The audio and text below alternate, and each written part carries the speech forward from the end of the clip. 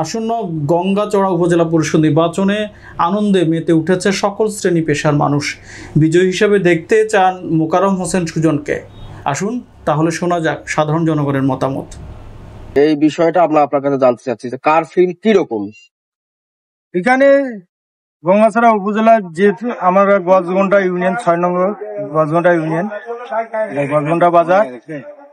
এখানে যতদূর দেখতেছি এখানে ঘোড়া মার্কার প্রার্থী আগে, ঘোড়া মার্কা আগে,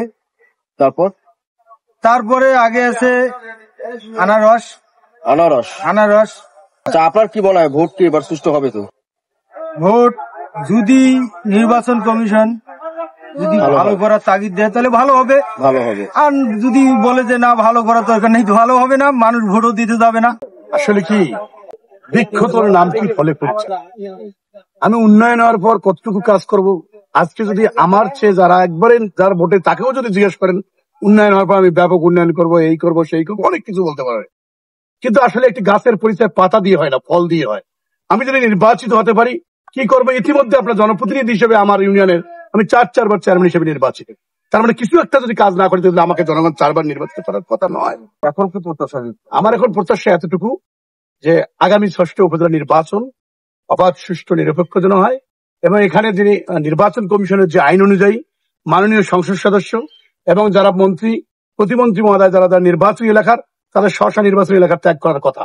আমি চাবো মাননীয় সংসদ সদস্যকে অবশ্যই 6টি উপজেলা নির্বাচনে তাকে এলাকা থেকে ত্যাগ করে দেওয়া উচিত বলে আমি মনে করি, আইনকে শ্রদ্ধা করে।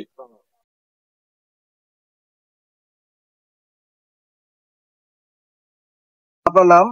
আমার নাম আব্দুল হালিম ভাই।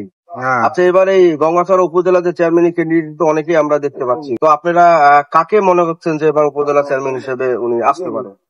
রাত্রি তো বর্তমান শুনিচল 7 জন, তার মধ্যে এখানে 4 জনকার সিকিউরিটি বেশি, তার মধ্যে 2 জনকার ভালো আর ঘোড়া। যদি সুষ্ঠু নির্বাচনে আইসেন তাহলে দেখা গেল 2 জনের হাড্ডাহাড্ডি লড়াই হবে, তার মধ্যে কুটি আসবে একজন। আমার নাম মোহাম্মদ সেলিম মিয়া। আপনার বাসা কোথায়? আমার বাসা গজগন্ডা। গজগন্ডা ইউনিয়নে আপনার বাসা। তো এখন কি অবস্থা? পরিস্থিতি খুবই ভালো, মানে যারা যারা আছে নির্বাচন করতেছে সবার চেয়ে আমরা ঘোড়ায় ভালো দেখতেছি।